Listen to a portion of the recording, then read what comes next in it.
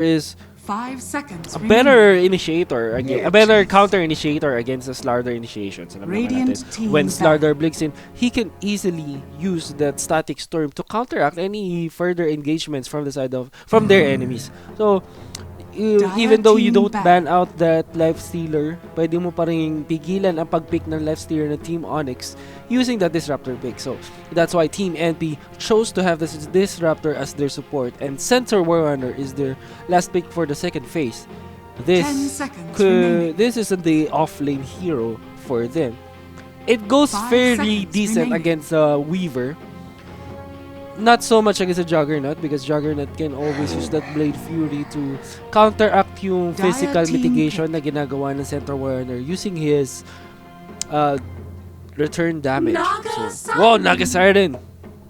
Radiant team pick. This is bad for Team Onyx. They don't have any ways to deal with this Naga Siren pushes. They don't have the better wave clear, the long range wave clear. They have Juggernaut. They have some sort of wave clear from that Weaver when time comes. But ultimately, 10 wala seconds silang remaining. pampatay dito sa Naga Siren Illusion. So Team Onyx here, 5 may hirapan seconds sila remaining. dito. They need to think of a hero that could deal with Naga Siren, especially on the hands of Reserve Aoi. time. Very, isa sa mga heroes na ginagamit niya. So, this could be bad. Ang dami na masabi. Omni Knight. I think not so much. I think, if anything, Omni Knight wants to deal against this Doom, against this Ember Spirit with that repel that he could put in the Weaver. But usually kasi you use Naga Siren against that Omni Knight. Why? Syempre, kapag nag-Guardian Angel ka, you can always just use your Song of the Siren to completely counteract yung Guardian Angel, kasi papatulugin mo na sila, so they cannot initiate the team fight. This could be really bad for Team Onyx. They don't have this Naga Siren could have will be having a field day here. Magiging masaya siya sa game na to at makakapag-farm siya efficiently, especially kasi 10 ang seconds off-lane remaining. dito ng Team Onyx would be the Slardar. I think so. And Juggernaut 5 will go up seconds against an remaining. Ember Spirit. Fairly even match up when if Juggernaut can time out yung Battle Fury niya against the Flame Guard from Ember Spirit, he could have the better time. Conversely naman, kapag ang Ember Spirit na timingan niya ang paggamit ng Flame Guard niya, pag makuha niya yung mga window against the Blade Fury, mas makakakuha siya ng farm dito, and Omni Knight will disconnect. I think dahil kinuha siya ni Bulba si Love Yourself, he might be the offlaner here for Team Onyx, which will give him, yes, it will give him experience, but he will be lacking in terms of farm, especially when he's going to go up against this Naga Siren. Very ridiculous laning, especially with pair up with this Disruptor, at kapag meron pang Doom. At bago ang lahat, ipakilala, hindi, mamaya na yan. Maraming salamat sa iyo, Burning Eyes. Matagal tong laban na to. Oo, kasi mga, Naga Siren. Naga Siren Doom. A very greedy type of composition. An Ember Spirit, he can provide the early game at yung mid game na impact dito ng Team NP. So, he can create a lot of space for Naga Siren to farm. And one thing that we haven't talked about yung mobility na magkakaroon ng Team NP dito mamaya into the latter stages of the game. Alam na natin, Ember Spirit, he can fire Remnant out of the fight, split push using his Boots of Travel. And si Naga Siren din, ganun yung gagawin, Boots of Travel din yan. Anyway, pakilala muna natin sa Radiant side, Team Onyx, Love Yourself, si Bulba sa kanyang Omni Knight, si Abed sa kanyang mid lane na Juggernaut, Demon on the Rubik, Mason on that Weaver, and Dubu on kanyang support na Slardar, at sa Dire side NP, Eternal Envy sa kanyang Ember Spirit. At mukhang nagkaroon tayo ng technical difficulties, but ang kanilang heroes yun nga, Disruptor, you have the Doom. This is a support Doom na magagaling sa jungle na makakapag-exert na more na pressure sa laning phase. Kasi makakuha siya ng creeps, and then he can always gank any lane that he wants, especially with the superior laning phase I mean, with the better laning phase that Team NP could have with their team fight composition. Pabati naman daw po from Tondo, Manila with love. What's up, Patgar029? At di na daw magdedemand niya si Sinyo. So, sabi nga naman nila. Ay, naku. Ito na. Yeah, SVG na support Disruptor and Awi sa kanyang classic na Naga Siren. Dito si Rose, si 1437 will be that support dude. Help here in blocking out the lane here for Ember Spirit to have a better laning for the laning equilibrium to be in his favor. So kapag na-block na to, and nakita na naman natin mid lane, hindi sila nag-block. The lane equilibrium will be on the side of the Dire, which could mean that Eternal Envy would have a better time here at the start. At least the very start of the game. And Quelling Blade will be ferried out to this Abed Mipo who para sila nagamit actually. So fairly even. Dubu here putting a lot of pressure in Dubu and blocking out that cup here para hindi makapag-pull to give a little bit of space for this Omni Knight to at least get level 3. Or yeah, experience lang naman na gusto makuha dito ni Bulba sa kanyang Omni Knight. So, any bit of experience that he can get, he will be happy about it. Even though the matchup won't be well against him. And Weaver, okay, Rose here. Just putting a little bit of pressure on those Rubik, but I don't think that he can. Alam naman si Doom, hindi niya kataas ang armor yan. In fact, he has 0 armor at the start of the game. So, he cannot trade very well, especially against Weaver na very right-click dependent hero. Surprisingly, Loverstep is exerting a level of pressure here. I presume na kapag nakapag-reach siya na certain levels dito si Awi, I think level 3 is a good time for him to force out this Omni Knight out of the lane. And as a matter of fact, magti-TP out na dito si Slardar to get some pressure on, going for this Centaur War Runner. Centaur versus Weaver. Quite difficult to start, especially if Centaur can get early connections on his War Stomp dun sa Weaver.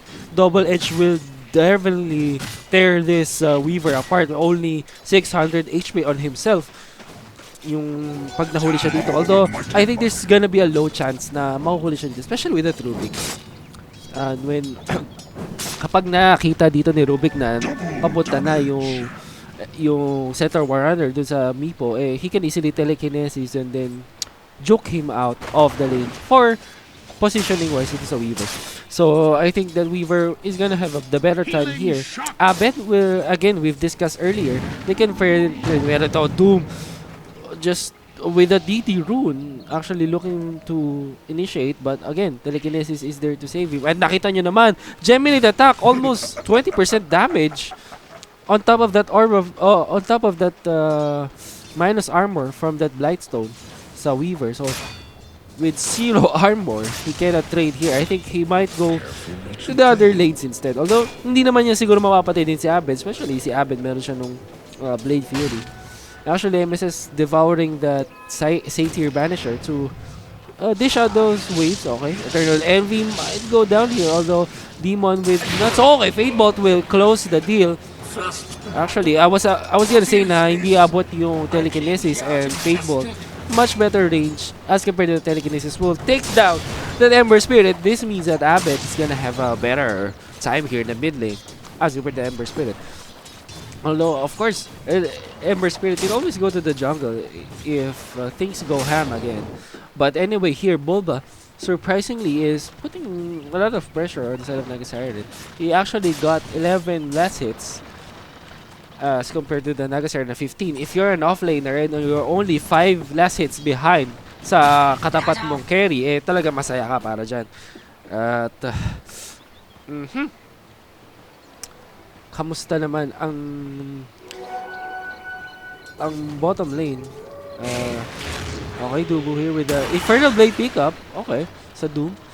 Usually, one 1-1-1 build is fairly enough. He can use this Infernal Blade to get into position to do a kill, but Demon snags that rune. Medyo nakakatakot doon kasi if Flame Guard will connect and Root will connect, he might go down. Alam naman natin, Rubik, only 640, not much armor on himself, he can go down there, especially in room rotations. So, very sneaky from Demon na dating player ng TNC na ngayon bumalik sa kanyang hometown. Brought Abed with him to form this newly formed Team Onyx. By the way, ito si Dubu naman. Okay, Centaur dito will walk pero quickly taunt and TP out, knowing that Rubik already used his telekinesis and will go back and he averts what could have been a death on himself. So, level 4, not bad. Meron na siyang tranquil boots. He can now opt to go to the jungle if he thinks na wala siyang makukuha dito sa lane. And Abed will shrine up here.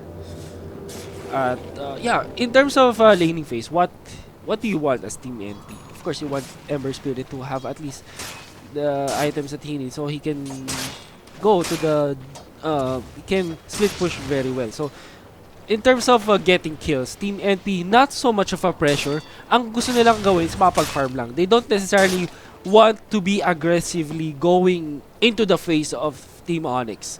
On the other side, Team Onyx, they want to assert that pressure. They want to get those early kills going for them. And here, mahuhuli yata si Ember Spirit Telekinesis. They're into the Slithering Crush. And with no more mana, Ember Spirit might go down here. Blade Fury takes down the Flame Guard. And the right clicks will secure the kill. Omni Knight will also share the experience there. And 2 down for the side of Team NP. It's actually, those 2 kills are coming off both coming from that Ember Spirit. And Omni Slash is now up for Juggernaut. And they might get Rose here. Okay, Demon. Not opting to use the Telekinesis, of course. Wala pang Fire Remnant dito si Eternal Envy. Level 5, barely level 6. Ember Spirit already almost level 7. So, very scary stuff here for Eternal Envy. I think he just needs to get that level 6 so that he can stay fairly longer here dito sa mid lane. Even though meron siyang, even though may pressure na ina-assert ang Team Onyx. So, yep. I think the Team Onyx already got what they want here in the mid lane. They now have to look to get the other lanes instead. Especially, I think that they want to put more eyes on this top lane, shutting down this Naga Siren, who with a 36 last hit still. Very good for himself. And Eternal Envy, looking for what happened, will secure the kill on Rose. I think that's it's just a 2-man rotation from the support duo na Rubik and Slardar. And Eternal Envy will secure that kill on that nice stack there. 3 stacks of creeps. Puts him in a better spot as compared before with 2 deaths. So that's so much of a problem. Although what's very good here for the side of Team Onyx is that come mid-game, come yung mga 11 minutes, 12 minutes, they can easily push with the farm that they have on Abed now. Alam naman natin, Juggernaut, if given just a little bit of farm, even if a little bit of farm, makakapag-push na ganyan lanes. Just because of how it works. Pero ito naman, Telekinesis into the crush, into the hands of Mason, who will take down this MSS. Centaur War Runner with his a lot of physical damage, opting to get that early point in return. Won't be able to mitigate a lot of damage from that Weaver. Dito si Awi efficiently farming around the map, knowing na he gave a little bit of space for the Disruptor, and he went.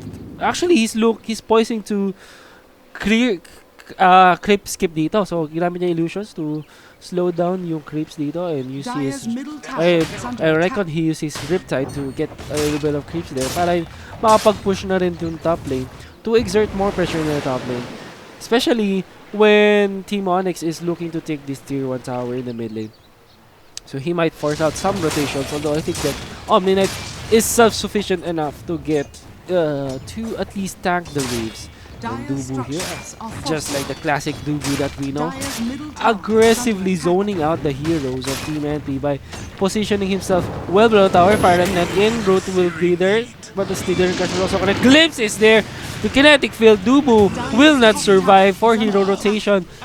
For the side of Team Onyx, they might not get that Abed Meatful, that Abed Juggernaut, but they still got a kill on Dubu to at least get themselves on the scoreboard with one kill for themselves.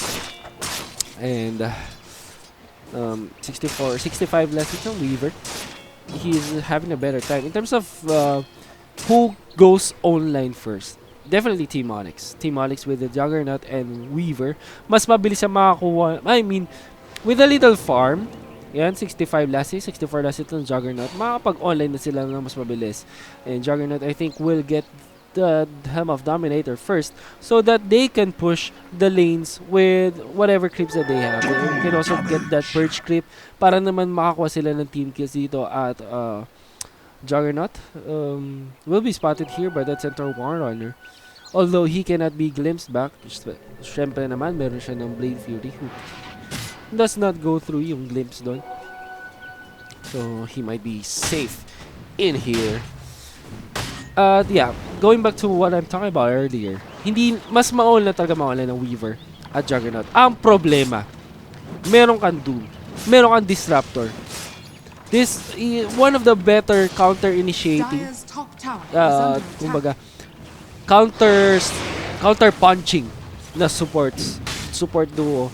Pag kunwari ang Team Onyx, if they so aggressively got into the face of Team NP, there can always be a Doom follow-up or a Static Storm in defense para sa Team NP. Of course, Weaver, kapag nag-glimpse siya ito Kinetic Field to Static Storm, he cannot escape. But then again, you have to remember, Omni-Knight with the Repel, he can always use this a Weaver so that Weaver can dish out the damage that he needs to in the early goings of the game. Especially, goes through BKB. Wala naman masyado nag-go through BKB. Only Doom. But I mean, there could be enough sustain from the side of Team Onyx, especially that heal ward na ito.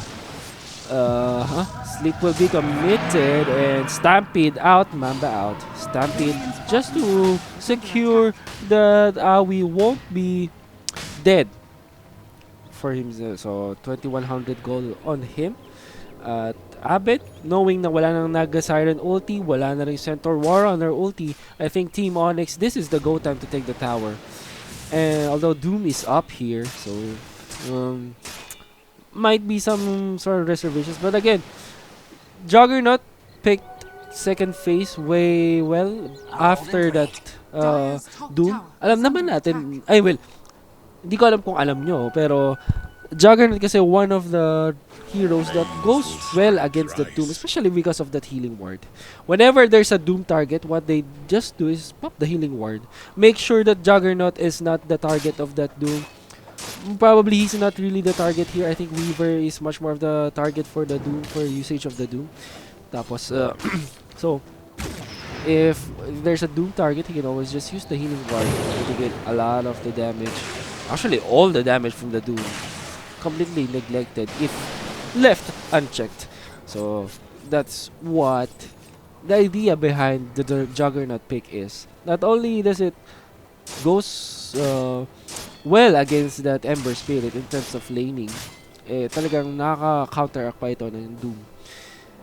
So yon ang level 10 na dito Omni-Knight. Surprisingly, he got enough farm for mech pick up for himself. So yeah, the sustain here for Team Onyx is really stellar as compared to Team NP. Although, what you have to take note is just a few.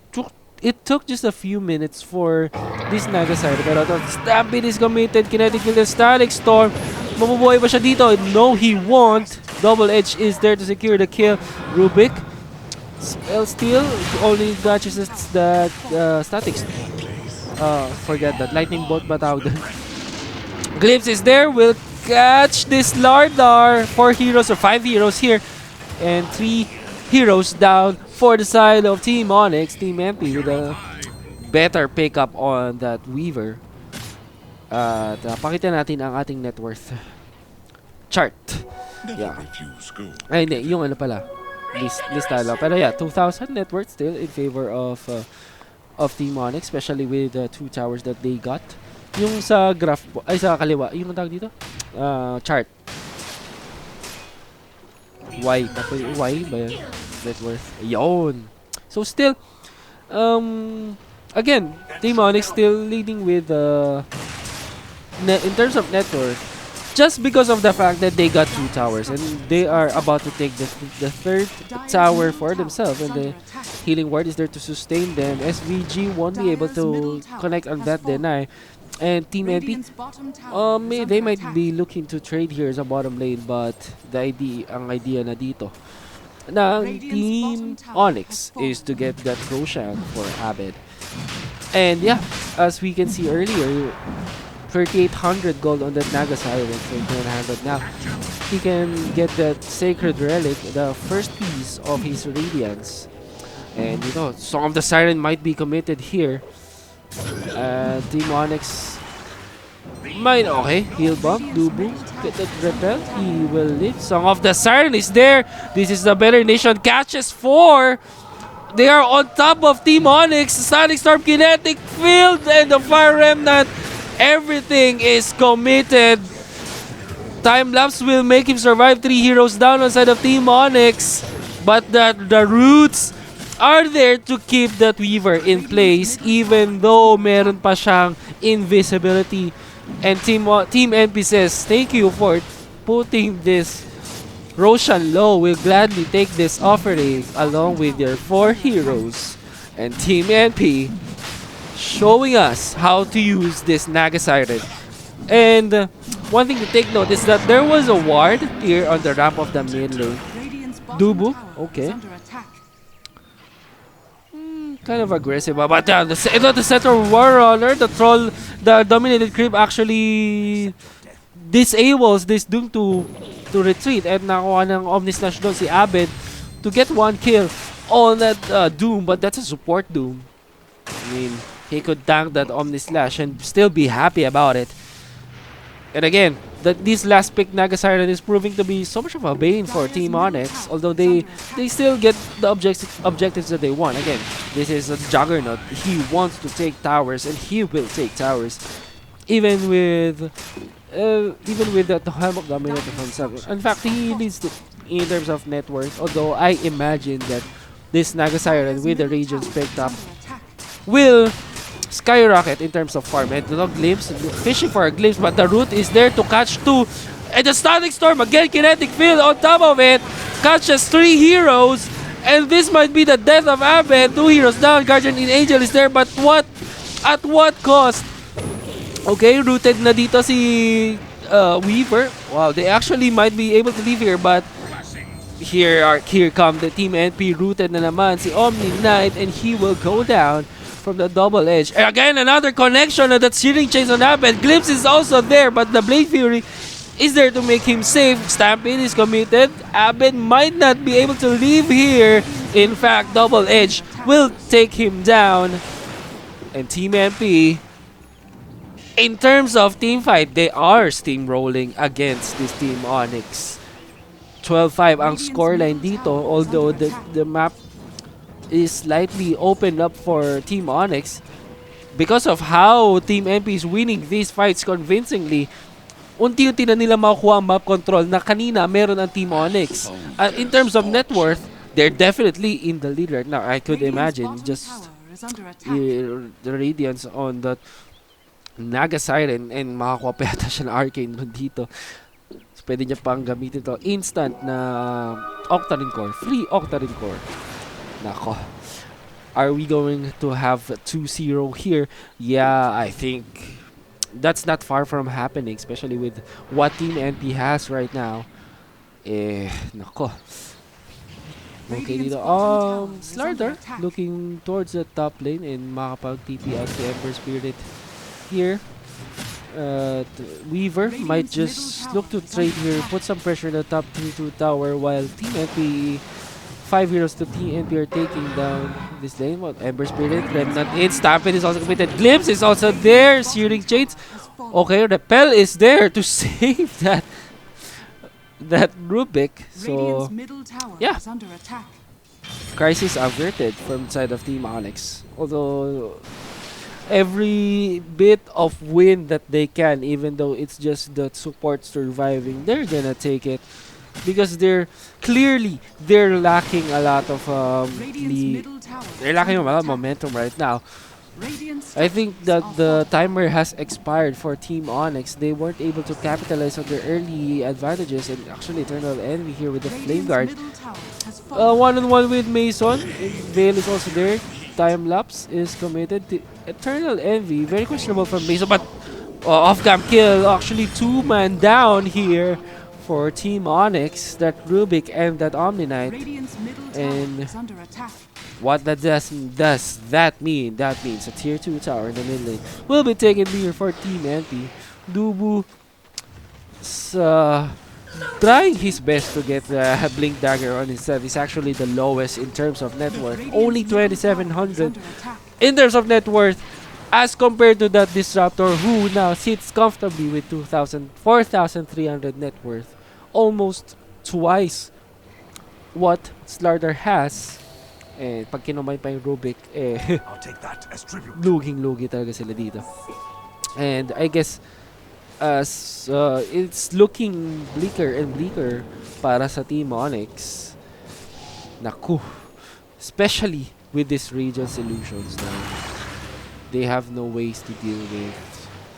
They don't have the, for example, yung Outworld Devourer who can one-shot these illusions. They don't have a Lion who can just use Mana Drain to instantly destroy those illusions. So, Naga Siren, although Dubu will get this Sensor War Runner, amplify damage also there, he will just blink out, but the stomp won't connect, so too much of a cast animation there.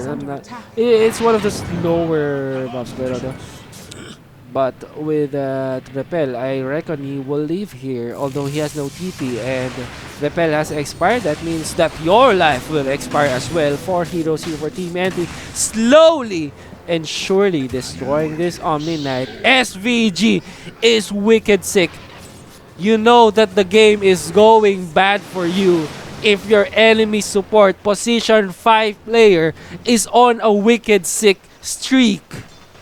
Oh my god. SVG, Gem of True Sight, Arcane Root. Again, in terms of, okay, Dubu will again fall here. Doing his best to scramble up to every farm that he wants. Pero, mahuhuli pa rin siya doon. Spotted by that ward from, aggressive ward from Team NP sa region side of the jungle. And slowly and surely, natatambakan na dito ang Team Onyx. 16-5 ang scoreline in terms of net worth. I only imagine this is at least 5,000 in terms of net worth lead. 10,000 pa, di pa yan. So, whew. Ayan na. Nangyayari. Oy, sorry. Anyway. Tier 2 towers are brought down dito sa mid lane and sa bottom lane, and mukhang Team NP is looking to take the tier 3 tower sa mid lane. Rose will take down Dubu again, caught out of position. I bet this is a glimpse kasi masyadong weird na nandun pa si Dubu, pero dito Yules Dash Demon Repel is there to kind of save him. MSS aggressively blinking but won't catch anyone as there's still a Repel. And medyo wala silang creeps dito. So, probably, I guess that's one breathing room for Team Onyx at least where Stampede is committed. Doom is also there. And Juggernaut, Abed, what are you doing there? But, yeah.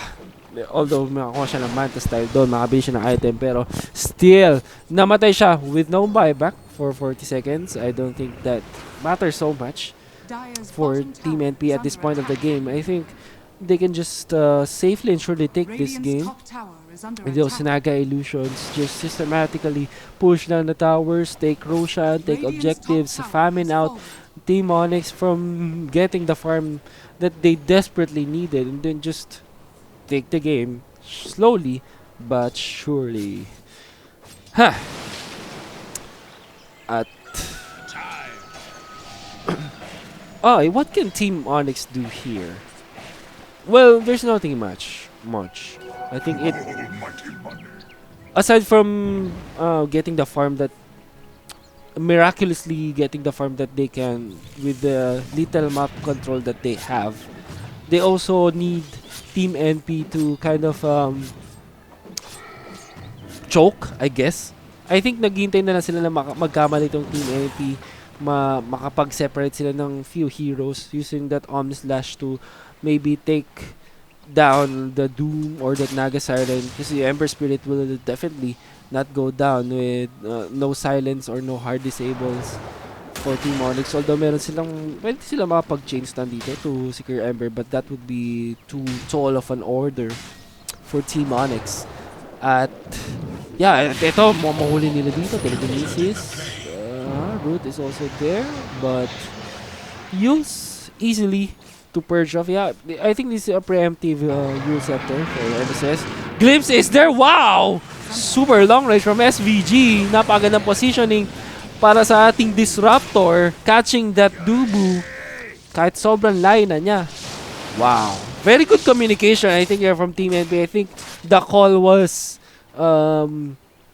Disruptor knowing the range of the Glimpse. Tapos sabi niya, oh, mag-stampede ka. I can't catch this Slardar. And Indeed, he did. And that meant sobrang hirap na tong si Slardar. Only 3,300 in terms of net worth.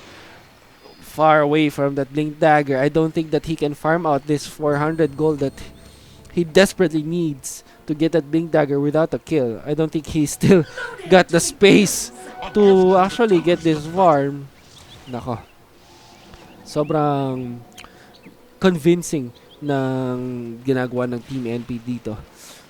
At yeah, preemptive Yules, I guess, for the side of Ember Spirit, knowing na pwede sila mapag-pick up ng silence. But dito, okay, Omni Knight is there. But what can you do? I don't think that they should still be chasing this Eternal Envy Ember Spirit. They don't have lockdown. I mean, the hard lockdown. Okay, dito, Stampede plus the Naga Siren ulti might not get anyone flashy, but yeah, cheeky and cheesy for Team NP, pero wala silang mahuhuli doon. So, very interesting choice, pero this gives a little bit of window for Team Onyx if they just realize na wala yun. Kung alam nila na nagamit ko sa Naga Siren doon, pwede nilang gamitin itong time window na 100 seconds, or I think, to farm out the lanes. There's still 2 minutes. That's still a better time than what they had earlier. So, quite a misplay there. I don't think that's a misplay. I think that's a cheesy play na hindi lang nag-connect, I guess, for the side of Team NP. Yan. Very sad Dubu. It's very sad Dubu indeed, I think. Yung mga, si Dubu kasi, itong mga strategy na dati, it works very well nung nasa MVP Phoenix siya. Kasi MVP Phoenix, alam naman natin, caveman Dota yan. The best Dota. Sabi nga ni Swarly Gaming, they want to run at you no matter what. And they can. Pero Team Onyx, medyo systematic sila with the leadership of Demon and Bulba. Si Abed, hindi sila talaga yung run at you style na meron yung MVP Phoenix. And I think Dubu still adjusting to the foreign, kasi galing siya sa Korea, di ba? MVP Phoenix. Tapos napunta siya dito sa North Korea. Ay, sa North Korea. North America pala. Alongside Team Onyx members. Ito, double root will catch there. Blink Dagger is actually picked up for the Rubik, but again, what will it do for your team? Yun. Okay, double Searing Chains again. Song of the Siren is committed. Will catch 3. This could be bad. Crimson Guard is popped. Static Storm is there. Solely for that Omni Knight, who will actually survive. Omni Knight is committed. Will not even take down anyone. And that is 3 down for the side of Team Onyx. Weaver, anong magagawa mo dito? You are kited around. You also Juggernaut, ikaw din kited around. Double Searing Chase, double Fire Remnant. Ultra kill for Awi. Thanks to that Veil of Discord and those right clicks at yung Radiance from that Naga Siren. 5 down on side of Team Onyx. Nobody has buyback if anything, this is GG, and indeed it is. GG is called Team NP, showing us how it's done. Team Onyx, they had a bet. Maganda naman, early game nila. Laning phase nila, nanalo sila ng most of their lanes. Team Onyx, maganda yung start nung mid game. Kaso ang problema, Naga Siren. Naga Siren, the 5th pick